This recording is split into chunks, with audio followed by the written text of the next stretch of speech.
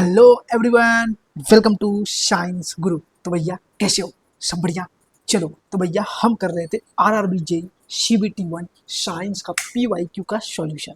तो भाई हमने अभी तक 16/12/2024 में 3 शिफ्ट में एग्जाम हुआ था, जिसमें से 2 शिफ्ट का हमने सॉल्यूशन बहुत अच्छे तरीके से करा दिया, shift number 1 and shift number 2। अब बारी है शिफ्ट नंबर 3 की, जिसमें से हम लोग 30 क्वेश्चंस को बहुत डिटेल में सॉल्यूशन के साथ देखने वाले हैं।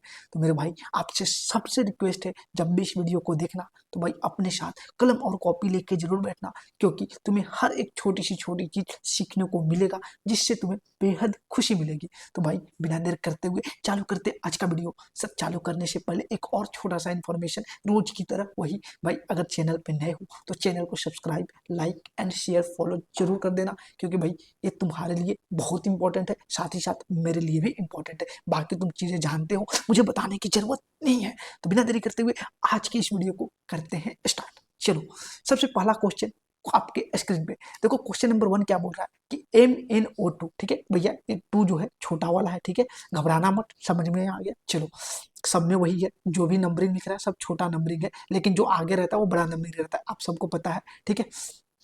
Plus 4HCl arrow MnCl2 plus 2H2O plus Cl2 अभिक्रिया में क्या अपचयित हो रहा है? लो भाई, क्वेश्चन दिया हुआ है, अब भावनाओं के साथ नहीं खेलना है, हर एक छोटी सी चीज को तुम्हें सिखाऊंगा कि सर ऐसे ऐसे क्वेश्चन को हम कैसे निकालें। देखो यार, आप सबको पता है कि सर ये एक रिडॉक्स अभिक्रिया का क्या है, एग्जाम्पल है। आप सबको पता है कि सर रिडॉक्स अभिक्रिया जहाँ पे ऑक्सीकरण एवं क्या ऑक्सीकरण एवं अवकरण अभिक्रिया दोनों मिले, सर उसी को हम लोग बोलते हैं, क्या बोलते हैं, रिडॉक्स अभिक्रिया। तो भैया देखो, अवकरण अभिक्रिया को हम लोग एक और नाम से जानते हैं, जिसको बोलते हैं अपचयित, और ऑक्सीकरण को हम लोग एक और नाम से जानते हैं, जिसको बोलते हैं अपचयित, उपचयित, सॉरी उपचयित, ठीक है। ये दोनों के नाम सेम है। अभी मैं दोनों को समझाने की कोशिश करूंगा, तब एक क्वेश्चन को तुम कर ले जाओगे बहुत अच्छे तरीके से। देखो यार, ऑक्सीकरण अभिक्रिया में हम लोग बोलते हैं सर ऑक्सीजन का क्या होना, जुड़ना, ठीक है, ऑक्सीजन का जुड़ना, और बोलोगे इलेक्ट्रॉन का त्याग, ठीक है, इलेक्ट्रॉन का त्याग, ठीक है, ठीक है, और हाइड्रोजन का क्या होगा, त्याग। ये आप सबने पढ़ा होगा, सेम इसी चीज में बोलते हैं अवकरण में सर कि ऑक्सीजन का क्या होता है सर, ह्रास यानी कि घटना बोल दो अपने तरफ से, यानी कि लॉस होना है, ऑक्सीजन का लॉस। इलेक्ट्रॉन का क्या होता है भाई, गेन, यानी कि प्राप्ति, ग्रहण। और हाइड्रोजन का भी क्या होता है, गेन होता है। ये सारी अभिक्रिया मिल रही है, इसी के बेसिस पे हम लोग दिखाते हैं कौन अपचयन हो रहा है, कौन अपचयित हो रहा है। अब भैया देखो, ऑप्शन के अनुसार से चलते हैं। सबसे पहले क्लोरीन, ठीक है। अब देखते हैं क्लोरीन। क्लोरीन देखो यार, कहीं क्लोरीन का है, अब क्लोरीन के हम लोग इलेक्ट्रॉन पे बात करेंगे, और इलेक्ट्रॉन वाली संख्या निकालेंगे, ऑक्सीकरण निकालेंगे, ऑक्सीकरण संख्या निकालेंगे। चलो इस पे बाद में देखते हैं। मैग्नीज पे बात करते हैं, चलो यार मैग्नीज पे भी देखेंगे। अभी अभी जो मेन है ऑक्सीजन और हाइड्रोजन। अभी देखो, ऑक्सीजन और हाइड्रोजन पे जब भी हम लोग जाएंगे तो देखो यार, ऑक्सीजन का जुटना हमें पूछना है, अपचयित हो रहा है। तो देखो यार, ऑक्सीजन देखो यहाँ पे Mn के साथ ऑक्सीजन था, यहाँ देखो ऑक्सीजन भैया वापस में जुड़ा ही हुआ है, यानी कि ऑक्सीजन का जुड़ना ऑक्सीकरण होता है। तो भैया यहाँ पे ऑक्सीजन का तो ऑक्सीकरण हो रहा है, यानी कि अपचयन तो नहीं हो रहा, ये क्वेश्चन नहीं होगा। सेम उसी तरीके से देखोगे, हाइड्रोजन का क्या होता है भैया, लॉस। तो देख लो भैया, यहाँ भी हाइड्रोजन क्लोरीन के साथ जुड़ा है, इधर भी देखो हाइड्रोजन कहीं ना कहीं जाके जुड़ा हुआ है, तो भाई ऑक्सीजन के साथ जुड़ा है। तो भैया यहाँ पे बोलोगे सर ऑक्सीजन का जुड़ना क्या होता है, ऑक्सीकरण होता है, सॉरी हाइड्रोजन का जुड़ना क्या होता है भैया, क्या होता है, जल्दी से बोलो, अपचयित क्रिया होती है, ठीक है। तो भैया ये भी ऑप्शन नहीं होगा। तो भाई अगर हम यहाँ पे करने जाए, इस क्वेश्चन को कैसे करेंगे, तो देखो यार, जब भी हम इस क्वेश्चन को करेंगे तो हम लोग देखेंगे भाई, ना किसी का अपचयन हो रहा है सर, ना ऑक्सीजन का हो रहा है, ना हाइड्रोजन का हो रहा है, ना अपचयन हो रहा है, ना उपचयन हो रहा है, क्योंकि भाई जैसे है। तो भाई इसके लिए हम लोग क्या करेंगे, अभी हम लोग चलते हैं Mn को। MnO2 में देखो भैया, Mn की ऑक्सीकरण संख्या जब निकालोगे, MnO2 में जब तुम MnO2 में ऑक्सीकरण की क्या निकालोगे, Mn की ऑक्सीकरण संख्या। तो Mn की ऑक्सीकरण संख्या निकालने के लिए Mn को मान लो कि 1 से सर, ऑक्सीजन कितने हैं, 2 है, और ऑक्सीजन पे कितने होते जल्दी से बोलो सर, तो ऑक्सीजन पे कितने होते जल्दी से बोलो, जल्दी से बोल दो कितने होते ऑक्सीजन पे। तो भैया ऑक्सीजन पे सर 2 नेगेटिव चार्ज होते हैं, तो भैया उनसे गुना कर दो और इसको 0 के बराबर कर दो। तो यहाँ से देखोगे x-4 बराबर 0, यानी कि x बराबर 4 आ गया, यानी कि जो ऑक्सीकरण संख्या निकाल रहा है एक तरह से इलेक्ट्रॉन की संख्या बता रही है, ठीक है भाई। चलो, अब इसी तरह से इधर देख लो MnCl2 में, देखो यार MnCl2 में देखो, तो भैया जब यहाँ से लिखोगे Mn का तो 1 हो जाएगा। और क्लोरीन का क्या होता है, जल्दी से बोलो, यहाँ पे कितने क्लोरीन है, तो 2 क्लोरीन है। और क्लोरीन पे कितने नेगेटिव चार्ज होते हैं, तो सर एक होते हैं, तो -1 से गुना हो जाएगा, तो x -2 बराबर हो गया 0, यानी कि x बराबर 2, यानी कि 2 प्लस, यानी कि 4 प्लस से 2 प्लस में कमी हो रहा है, तो हम लोग बोलते हैं भैया क्या हुआ, इलेक्ट्रॉन की ये प्राप्ति कर रहा है कौन, मैग्नीशियम। इसी तरह से बोलते हैं भैया इलेक्ट्रॉन का जब भी गेन हुआ तो यहाँ पे क्या हो गया, मैग्नीशियम, यानी कि मैग्नीज का क्या हुआ, सॉरी मैग्नीज का क्या हुआ भैया, चयित हो रहा है, यानी कि उसका अवकरण हो रहा है, तो इसका राइट आंसर क्या हो जाएगा, मैग्नीज। चलो क्वेश्चन नंबर चलते हैं 2 पे। करें क्वेश्चन नंबर 2, किस कारक का किसी विद्युत उपकरण द्वारा ली जाने वाली विद्युत शक्ति पर कोई प्रभाव नहीं पड़ता है। देखो यार P बराबर क्या होता है, V इंटू आई होता है, आई स्क्वायर बटे आर होता है, और V स्क्वायर बटे आर होता है। आपने पावर कितने फॉर्मूला पढ़े हैं, ठीक है भाई। चलो अब देखो यार, उपकरण का प्रतिरोध पे देखो डिपेंड कर रहा है, बात बिल्कुल सही है। उपकरण पर लगाया गया वोल्टेज, देखो यहाँ पे वोल्टेज पे भी डिपेंड कर रहा है, बात सही है। उपकरण पे गुजरने वाली धारा, इस पे भी डिपेंड कर रहा है, लेकिन भाई हम फ्रीक्वेंसी पे, आवृत्ति पे कभी नहीं बात करते हैं पावर में, ठीक है भाई। पावर में हमें फ्रीक्वेंसी से कोई मतलब नहीं है, आवृत्ति का कोई मतलब नहीं है, तो इस राइट आंसर क्या हो जाएगा, उपकरण की आवृत्ति पे भैया इसका कोई प्रभाव नहीं पड़ता है, किसी भी विद्युत उपकरण द्वारा ली जाने वाली इलेक्ट्रिकल पावर। चलो ऑप्शन नंबर इसका राइट आंसर, और दूसरा का कौन है, 3 है। चलो नेक्स्ट क्वेश्चन पे चलते हैं। क्वेश्चन नंबर 3, निम्नलिखित में से कौन सा कारक चालक के प्रतिरोध को सीधे प्रभावित करता है। तो देखो भाई आप सबने पढ़ा होगा, चालक का प्रतिरोध जब भी निकालते हैं आर बराबर क्या होता है, rho L by A. R बराबर रो एल बाई ए, जहां से होता है R is directly proportional to length and R is inversely proportional to area. इतना चीज आपने पढ़ा होगा। तो भाई देखो सीधे प्रभावित कौन कर रहा है, डायरेक्टली कौन कर रहा है, तो चालक की लंबाई, ठीक है भाई। ये नहीं होता है, चालक की शक्ति भी नहीं होता है, चालक के आर पार की वोल्टता भी नहीं, देख लो यहाँ से, ठीक है। तो इसका राइट आंसर क्या हो जाएगा, चालक की लंबाई। क्वेश्चन नंबर चलते हैं 4 पे। देखो यार, निषेचन के बाद युग्मनज कई बार विभाजित होकर बीजांड के भीतर किस संरचना का निर्माण करते हैं। भाई आपने देखे होंगे कि भाई जब भी एक फूल में होता है क्या होता है, ये देखो, ये तुम्हारा क्या होता है भाई, थोड़ा सा बनाने की कोशिश कर रहे हैं, ठीक है, समझने की कोशिश करना, ठीक है, थोड़ा फिगर अच्छा नहीं बना है। ये होता है तुम्हारा बीजांड यहाँ पे, ठीक है भाई। यहाँ पे क्या होता है, ये आता है, इधर से रहता है पराग नली रहता है, और यहाँ पे होते हैं परागकण, और ये वाली पार्ट को हम लोग क्या बोलते हैं, वर्तिकाग्र बोलते हैं भाई। इस नली से हमारा जाता है और इस बीजांड में जाता है, ठीक है भाई। तो यहाँ पे जो बनता है एक चीज, उसको हम लोग क्या बोलते हैं, क्या नाम देते हैं, जल्दी से बोलो, सबने पढ़ा होगा, भ्रूण। सेम यही चीज कहाँ पे होता है हमारा भाई, जब ह्यूमन में होता है, जब प्रजनन होता है, वहां पे भी यही होता है। उनका ये होता है बाबू, क्या होता है, जल्दी से बोलो सर, थोड़ा सा अच्छे से नहीं बना पा रहा हूँ तो ध्यान देना, ठीक है। ये होता है उनका यूरेटस, ठीक है। यहाँ से वजाइना के थ्रू क्या होता है भाई, जब यहाँ पे जाता है एक यूरेटस होता है, इस यूरेटस पे क्या होता है भाई, जल्दी से बता दो, ठीक है। यहाँ पे जाकर के जब बच्चे होते हैं गर्भनाल में जाते हैं, ठीक है, गर्भाशय में जाते हैं, तो यहाँ पे स्टार्टिंग में क्या बनते हैं, सबको पता है सर, भ्रूण बनता है। तो इसका राइट आंसर क्या हो जाएगा, भ्रूण। क्वेश्चन नंबर चलते 5 पे। चलो, निम्नलिखित में से कौन सी धातु नम हवा में सबसे कम संचारित होने की संभावनाएं रखती है। चलो भाई इस क्वेश्चन का राइट आंसर जल्दी से बताओ सब कोई, कौन सी धातु है जो सबसे कम संचारित। अब भाई आप सबको पता है कि संचारित होता क्या है, एक सेकंड।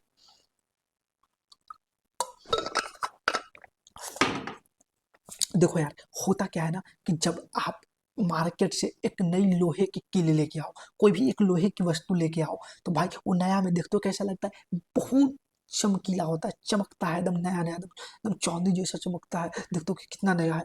लेकिन जब भी उसको कुछ समय के बाद देखोगे, उसको जब खुले हवा में तुम छोड़ दोगे, ह्यूमिडिटी वाले एयर में छोड़ दोगे, तो कुछ समय क्या हो जाता है, उस पर रेड कलर जैसा या भूरे कलर जैसा उस पर एक परत जम जाती है, और उसी परत को हम लोग क्या बोलते हैं, लोहे में जंग लगना बोलते हैं। तो भैया ऐसा कौन सा एक धातु है जो भैया सबसे कम संचालित होने वाला है।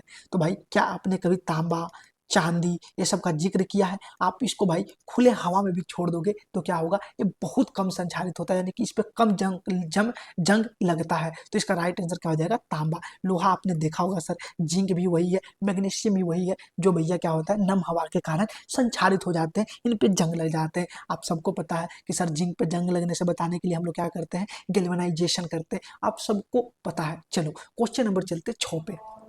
चलिए क्वेश्चन नंबर 6 बोल रहा है क्या, पौधों में बीजाणु निर्माण प्रजनन का एक तरीका है। देखो भाई आप सबको पता है बीजाणु निर्माण प्रजनन का एक तरीका है, जिसमें बीजाणुओं का उत्पादन सम्मिलित होता है। बीजाणु निर्माण के बारे में निम्नलिखित में से कौन सा कथन सत्य है, ठीक है भाई, ठीक है भाई। देखो तो बीजाणु पुष्पों द्वारा उत्पादित होते हैं और वे बीजों में विकसित होते हैं, ऐसा बिल्कुल नहीं है भाई, ठीक है। जरूरी थोड़ी ना है कि पुष्पों में होते हैं, ठीक है। बीजाणु केवल आवृत्ति वृद्धि पौधों के कायिक प्रवर्धन का एक रूप है। नहीं भाई, आवृत्ति वृद्धि और अनावृत्त वृद्धि दोनों का भैया एक कायिक प्रवर्धन का रूप है, ठीक है। बीजाणु पुष्प रहित पौधों जैसे फर्न और मांस द्वारा उत्पादित होते हैं और वे नए पौधों को विकसित होते हैं। ये बात बिल्कुल सही लिखी हुई है, ठीक है। ठीक है, बीजाणु पौधों में लैंगिक प्रजनन के माध्यम से बनते हैं, ऐसा भी सही नहीं है। तो इस क्वेश्चन का राइट आंसर क्या हो जाएगा, छठा का सी। चलो क्वेश्चन नंबर चलते हैं 7 पे। देखो यार, द्विविस्थापन अभिक्रिया सामान्यतः कहाँ होती है। देखो यार, द्विविस्थापन अभिक्रिया कहाँ होती है, तो आप सबने पढ़ा होगा कि सर द्विविस्थापन अभिक्रिया हमेशा एक जलीय विलयन में होती है, एक वाटर का सॉल्यूशन में ही होगा भाई, ठीक है। द्विविस्थापन अभिक्रिया कहाँ होती है, एक जलीय विलयन में होती है, आप सबने पढ़ा होगा। चलो क्वेश्चन नंबर चलते हैं 8 पे। देखो क्वेश्चन नंबर 8 क्या बोल रहा है कि एल्कीन श्रेणी के पहले सदस्य का सूत्र क्या है। तो देखो भाई, तुम्हें याद नहीं करना है। देखो एल्कीन श्रेणी आप सबने पढ़ा होगा, एल्केन एल्कीन एल्काइन, ठीक है भाई। तो एल्कीन का फॉर्मूला क्या होता है, CnH2n होता है। अब भैया मुझे याद नहीं है कि पहला श्रेणी का कौन है, तो भैया पहले से एल्कीन श्रेणी के हम पहला श्रेणी के सदस्य की बात करेंगे तो C1 ले लेते हैं और H2 ले लेते हैं। तो भैया CH2 ये भैया हमारा नहीं बनता है, ठीक है। अब भाई बात करते हैं, यानी कि एल्किलिन श्रेणी में पहला जो होता है ना, यानी कि एथ मेथ जो होता है वो नहीं बनता है। अब बात करते हैं हम लोग C2H2n पे चलते हैं। तो देखो C2H2n यानी कि 2 दूना 4, C2H4 अभी हम ऑप्शन में देखेंगे, कहीं दिख रहा है क्या, हाँ जी सर। तो यही है तुम्हारा क्या बाबू, एल्किलिन श्रेणी के पहले सदस्य का क्या है भाई, सूत्र है, ठीक है, जिसको हम लोग बोलते हैं मेथिन। इसका क्या है नाम, जल्दी से बोलो,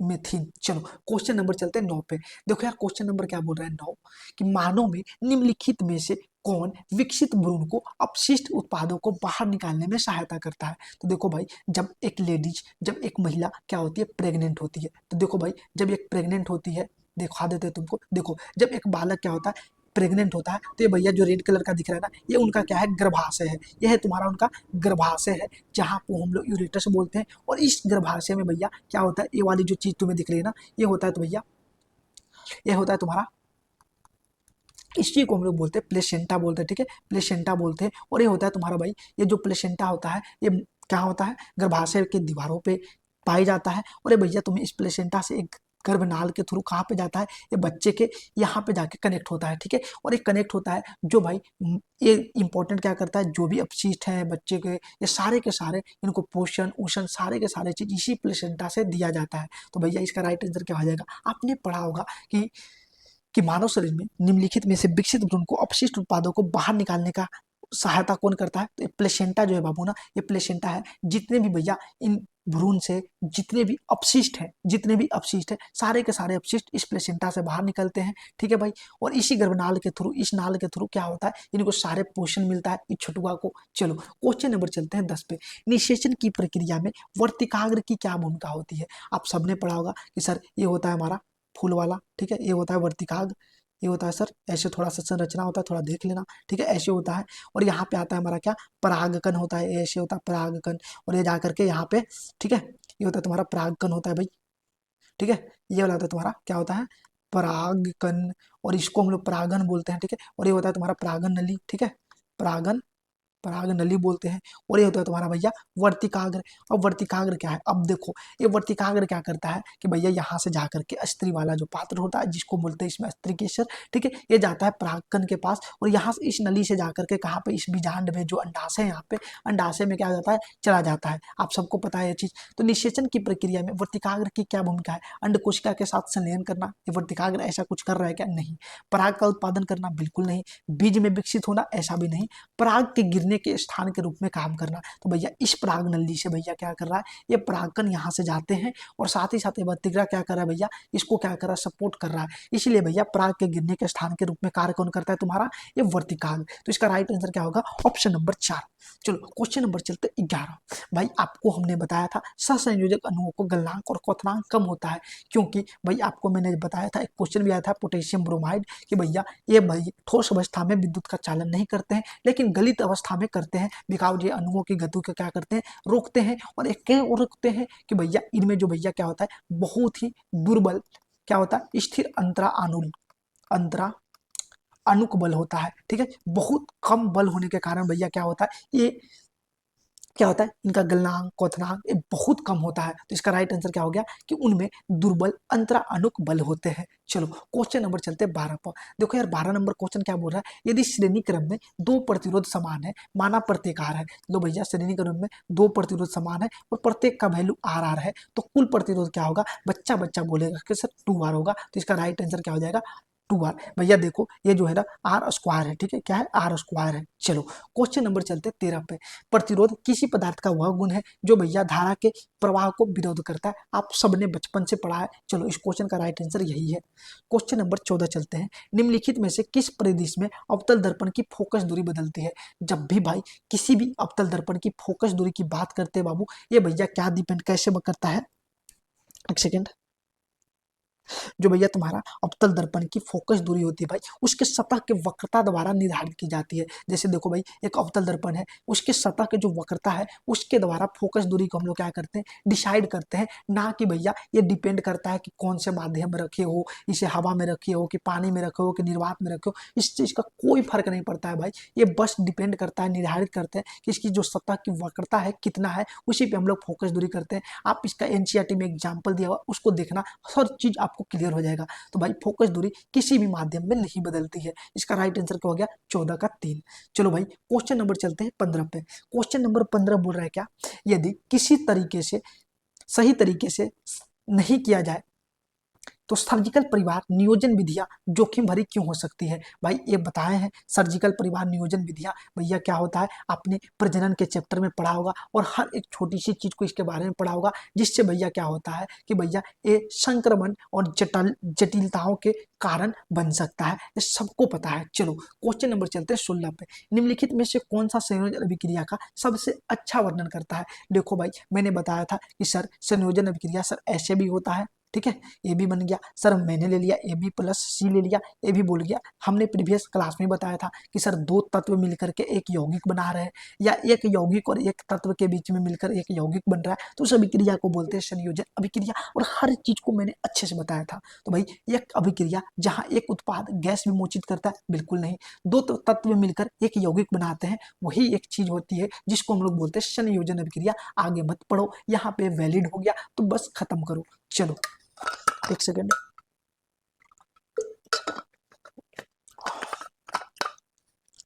16 के बाद चलते 17। देखो भाई राइजोपस में धागे जैसी संरचना को क्या करते हैं। देखो भाई एनसीईआरटी में तुम्हारा ये फिगर दिया हुआ है राइजोपस का, ठीक है भाई, स्ट्रक्चर ऑफ राइजोपस। देखो भाई ये वाला हम लोग पार्ट को बोलते हैं स्पोंजिया, और इसको बोलते हैं स्पोर्स, जिसको हिंदी में हम लोग बोलते हैं इसको बीजाणु। क्या बोलते हैं, बीजाणु बोलते हैं। और ये जितने भी धागे जैसी संरचना बोल रही है ना भाई, ये धागे जैसी संरचना को हम लोग क्या बोलते हैं, हाइपे बोलते हैं। हाइफे क्या बोलते हैं, हाइपे, और अंग्रेजी में हाइफा लिखा जाता है, ठीक है भाई।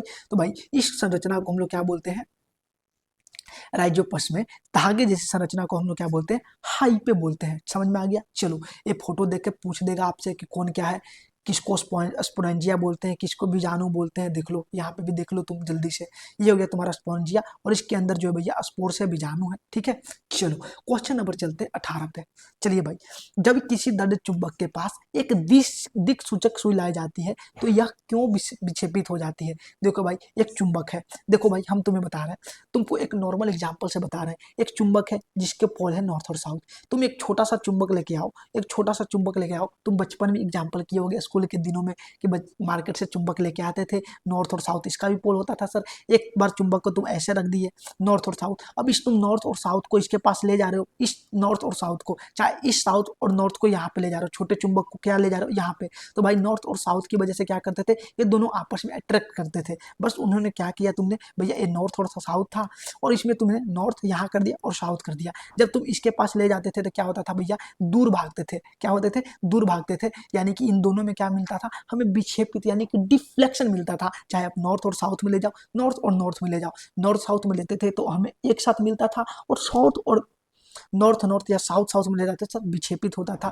यानी कि दूर भागता था, यानी कि डिफ्लेक्शन तो दोनों केस में मिलता था। तो कहीं ना कहीं भाई जब किसी दंड चुंबक के पास एक दिक्सूचक सुई ले जाते हैं तो हमें विक्षेपित मिल रहा है, तो कहीं ना कहीं भाई ये जो दिक्सूचक सुई है इसमें भी कहीं ना कहीं प्रकार का एक चुंबक होगा, ठीक है भाई, जिसकी वजह से हमें क्या मिल रहा है, विक्षेपित मिल रहा है। आप सबको पता है कि सर एक धागे से एक दिक्सूचक सुई को लागते हैं तो उत्तर की ओर दिशा में दिखाता है, आप सबने पढ़ा होगा बचपन से ही।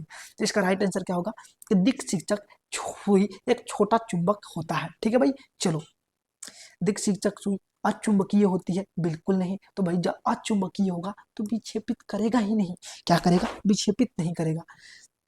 दिक्सूचक सुई में विद्युत आवेश होता है, बिल्कुल नहीं। दिक्सूचक सुई लोहे की बनी होती है, नहीं भाई, ऐसे नहीं बोल सकते हो। ठीक है, चलो क्वेश्चन नंबर चलते हैं 19 पे। क्वेश्चन नंबर 19 क्या बोल रहा है कि एक पतले लेंस की स्थिति में वक्रता केंद्र के प्राय प्रकाशिक केंद्र के सापेक्ष होते हैं। भाई एक पतले लेंस की बात कर दिए तो भैया पतला लेंस वही होता है हमारा उत्तल लेंस। देखो यार, ये उत्तल लेंस होता है, ये होता है उसका ऑप्टिकल सेंटर, जिसको बोलते हैं हिंदी में प्रकाशीय केंद्र। अब भाई आप सबको पता है सर, F1 हो गया, ये होता है भैया 2F1। ठीक है, ये होता है तुम्हारा F2 और इसको बोलते हैं 2F2। अब भाई इसने पूछा है कि वक्रता केंद्र के प्राय प्रकाशीय केंद्र सापेक्ष कहाँ होता है। देखो भाई, आप सबने पढ़ा होगा, देखो, ठीक है, आप सबने देखा होगा क्या बोल रहा है, एक पतली लेंस की स्थिति में वक्रता के केंद्र प्राय प्रकाशीय केंद्र के सापेक्ष कहाँ होता है। तो भाई सेंटर ऑफ कर्वेचर बोलोगे तो देख लो यार, F1 F2, ये इसको बोल दोगे सेंटर, इसको बोल दोगे सेंटर। ठीक है, चलो, तो भाई क्या बोलोगे, वे प्रकाशीय केंद्र की तुलना के किनारे निकट होते हैं, बिल्कुल नहीं। वे स्वयं लेंस की सतह पर स्थित है क्या, लेंस की जो सरफेस है इस पे स्थित है, बिल्कुल नहीं। वे प्रकाशीय केंद्र के साथ मेल खाते, बिल्कुल नहीं। लेकिन वे प्रकाशीय केंद्र से समदूरस्थ है, जितना डिस्टेंस इधर उसी को हम लोग बोलेंगे भैया इसका राइट आंसर क्या होगा, वे प्रकाशिक केंद्र से समदूरस्थ स्थित होते हैं। क्वेश्चन नंबर चलते हैं 20 पे। सबसे प्यारा सा क्वेश्चन, निम्नलिखित में से कौन सा रासायनिक समीकरण या संकलन है। देखो भाई, ये जो छोटी छोटी है ना, जो लास्ट में लगी है डिजिट वो छोटा है और जो पहले लगा है वो बड़ा है। चलो भाई हम लोग देखते हैं, पहला H2+2O2, इधर देखो भैया H2 2 हाइड्रोजन, इधर 2 हाइड्रोजन, 2 दूना 4 हाइड्रोजन। ठीक है, ये गलत हो गया। इधर हाइड्रोजन 2, इधर हाइड्रोजन 2, इधर ऑक्सीजन 2, इधर ऑक्सीजन 2, लेकिन इधर क्या है 3 है, ये भी गलत हो गया। इधर हाइड्रोजन 2, इधर हाइड्रोजन 2, ऑक्सीजन 2, ये गलत हो गया। इधर 2 दूना 4 हाइड्रोजन, इधर भी 4 हाइड्रोजन और 2 ऑक्सीजन, 2 ऑक्सीजन, ये हो गया तुम्हारा राइट आंसर। क्वेश्चन नंबर चलते हैं 21। क्वेश्चन नंबर 21 क्या बोल रहा है कि वंशानुक्रम के नियमों के बारे में किन दो विषयों के ज्ञान ने महत्वपूर्ण भूमिका निभाई। भाई आप जब अनुवांशिकी चैप्टर पढ़ते हैं जिसमें एक साइंटिस्ट थे, कौन थे भैया, आप सबको पता है कि ग्रेगर जॉन मेंडल। उसने भैया क्या किया, मटर के पौधों को लिया और उसने विभिन्न पीढ़ियों के बारे में चर्चा किया, देखा कि एक मटर के पौधों में कैसे हर चीज एक पीढ़ी से दूसरी पीढ़ी में क्या ट्रांसफर हो रहा है। तो उन्होंने देखा था भाई दो चीज, एक तो भैया क्या था तुम्हारा, ठीक है, एक तो तुम्हारा क्या था कि भाई आपने देखे थे T1 और होता था सर, एक होता था TT, फिर होता था सर TT, ऐसे ऐसे बहुत सारे चीज पढ़े थे आपने। तब भैया इन दोनों का हम लोग क्रॉस मल्टीप्लाई करके देखते थे क्या होता था। तो क्रॉस मल्टीप्लाई कर रहे हो तो कहीं ना कहीं भैया क्या है, गणित का ज्ञान होना चाहिए और साथ ही साथ तुम्हें साइंस का ज्ञान होना चाहिए। तो भैया इसका राइट आंसर क्या हो जाएगा, गणित और साइंस का आंसर। तो देखो भाई क्वेश्चन में थोड़ा सा ऑप्शन मिरर है, ठीक है, ये गलत है। गणित और इतिहास, गणित और विज्ञान, दर्शन और विज्ञान गलत है। भूगोल और दर्शन यहाँ पे कर दो, ठीक है, ऑप्शन नहीं याद है। और यहाँ पे था तुम्हारा गणित और विज्ञान, तो इसका राइट आंसर क्या होगा, गणित और विज्ञान। थोड़ा सा मिस टाइपिंग हुई, उसके लिए हम क्षमा मांगते हैं। चलिए क्वेश्चन नंबर चलते हैं 22 पे। क्वेश्चन नंबर 22 क्या बोल रहा है, देखो भाई तुम्हारा शिफ्ट नंबर 2 में भी पूछा था कि भाई एक शुद्ध जल का 25 डिग्री पे क्या होता है, 25 डिग्री सेंटीग्रेड पे एक शुद्ध जल का पीएच मान कितना होता है, सबको पता है कि 7 होता है। उसी क्वेश्चन को उसने इस तरीके से पूछ दिया है कि 25 डिग्री सेल्सियस पर एक उदासीन विलयन के पीएच के बारे में क्या सत्य है। तो भैया पीएच 7 के बराबर होता है उदासीन विलयन का, ऑप्शन इज राइट। चलो क्वेश्चन नंबर चलते हैं 23 पे।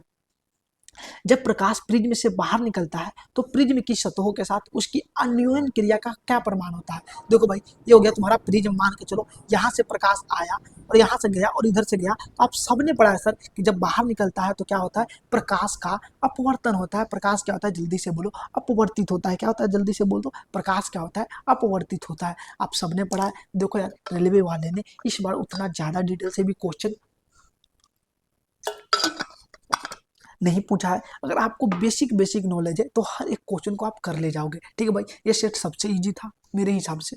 चलो, निम्नलिखित में से किसे गतिशील जनन कोशिका कहा जाता है। आप सबको पता है सर, एक मेल होते हैं और एक होता है फीमेल। तो भैया मेल और फीमेल वाले को हम लोग क्या बोलते हैं भाई, क्या बोलते हैं, जल्दी से बोलो सर, अंडाणु बोलते हैं, जिसको ओवरी बोलते हैं, ठीक है।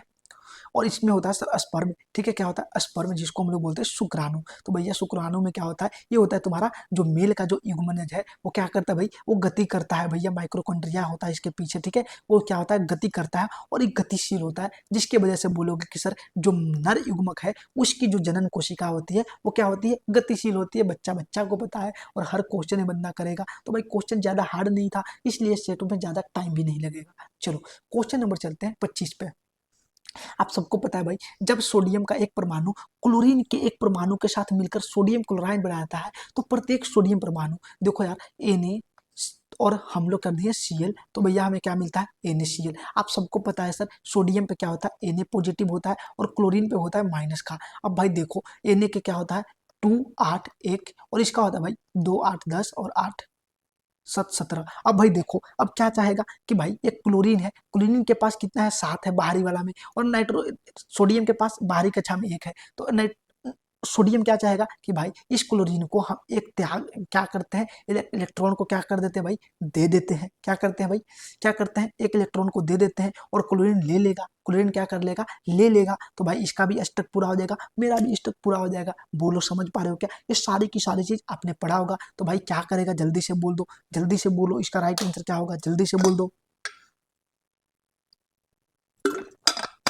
तो भाई प्रत्येक सोडियम परमाणु क्या कर रहा है कि भैया एक अपना इलेक्ट्रॉन को क्या कर रहा है, खो रहा है। क्या कर रहा है, खो रहा है। तो इसका राइट आंसर क्या होगा कि एक इलेक्ट्रॉन को क्या कर रहा है, खो रहा है। चलो क्वेश्चन नंबर 26। देखो भाई एक प्रतिरोधक में गुजरने वाली धारा क्या होती है। भाई देखो आई बराबर क्या होता है भाई, जल्दी से बोलो, V बटे R होता है। तो I is inversely proportional to R, जिसको हिंदी में बोलते हैं व्युत्क्रमानुपाती या अनुक्रमानुपाती बोलते हैं। तो इसका राइट आंसर क्या हो जाएगा, प्रतिरोध के व्युत्क्रमानुपाती होता है, ज्यादा नहीं देखना। चलो क्वेश्चन नंबर चलते 27 पे।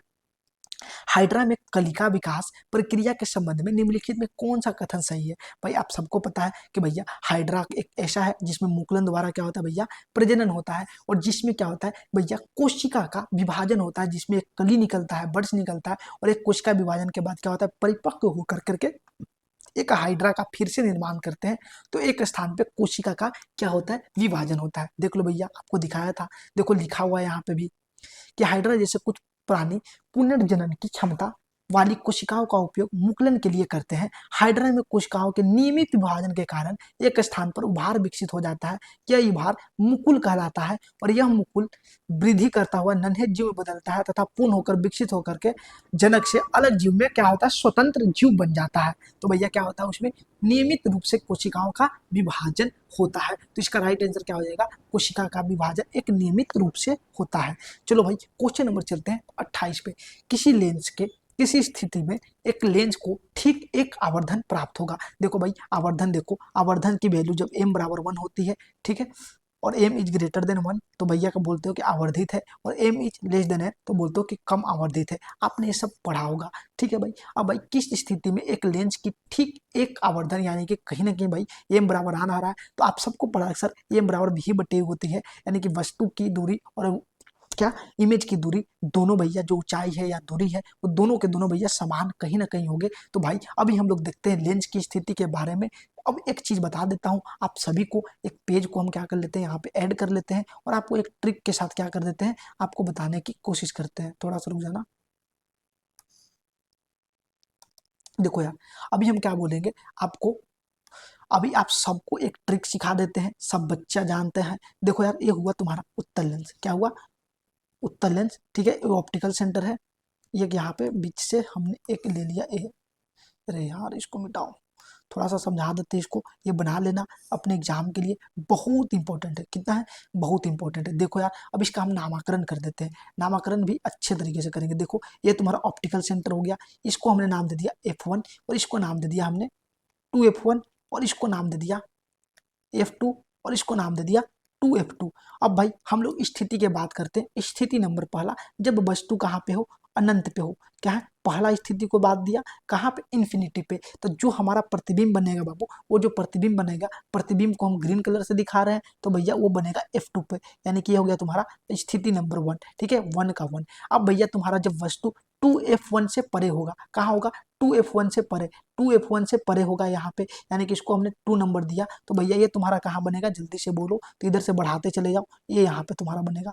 ठीक है, ये प्रतिबिंब का दूसरा हो गया। चलो इसी तरीके से देख लो भैया, जब वस्तु को हम लोग 2F1 पर रखेंगे, यानी कि प्रतिबिंब को, वस्तु को हम लोग कहाँ रखेंगे? 2F1 पर रखेंगे, तो इधर जो प्रतिबिंब बनेगा तुम्हारा भी कहाँ पे बनेगा? 2F2 पे बनेगा। ये हो गया तुम्हारा ऑप्शन, यानी कि इधर का 3 का 3। चलो अपने साथ बना लेना। चलो इसी के साथ चलते हैं, पूरा मार्केट में यही चल रहा है। जब हम वस्तु को हमने कहाँ रख दिया? यहाँ पर रख दिया, 2F1 और F1 के बीच में, 2F1 और F1 के बीच में रख दिया, तो भैया हमारा जो प्रतिबिंब बनेगा, तो भैया इससे कहाँ बनेगा? इससे इधर बनेगा, यानी कि 2F2 से कहाँ बनेगा? परे बनेगा। जब भैया हम प्रतिबिंब को कहाँ रखेंगे? प्रतिबिंब को जल्दी से बताओ कहाँ रखेंगे? सॉरी, वस्तु को हम लोग कहाँ रखेंगे? F1 पर रखेंगे, यानी कि स्थिति नंबर 5। तो हमारा जो प्रतिबिंब बनेगा भैया कहाँ बनेगा?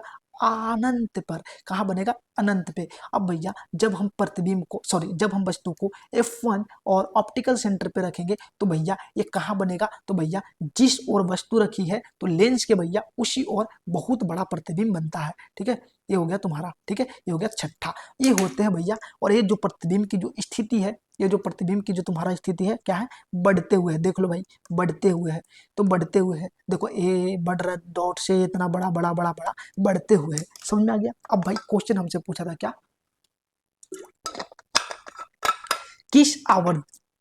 किस स्थिति में मुझे लेंस में क्या मिलेगा? उत्तल लेंस में आवर्धन 1 मिलेगा, तो भी बटे यू, यानी कि ये दूरी और ये दूरी दोनों बराबर होंगे, तो भैया हमें 1 मिल जाएगा। तो देख लो भाई, जब वस्तु को हम लोग 2F1 पे मिलेंगे, देखो 2F1 पे रख रहे हैं, तो भैया हमें भी प्रतिबिंब कहाँ मिल रही है भाई? जल्दी से बोलो। तो भैया 2F2 पे ही मिल रही है, और साथ ही साथ दोनों के दोनों बराबर मिल रहे हैं। देखो जहां पे रखा वहीं पे रख गया, तो इस कंडीशन में तुम्हारा क्या मिला? प्रतिबिंब जो आवर्धित मिला, आवर्धन मिला 1 मिला। तो भाई यानी कि बोलो कि वस्तु को दुगनी फोकस दूरी पर क्या करना चाहिए? रखना चाहिए। तो देखो भाई ऑप्शन को देख लेते हैं।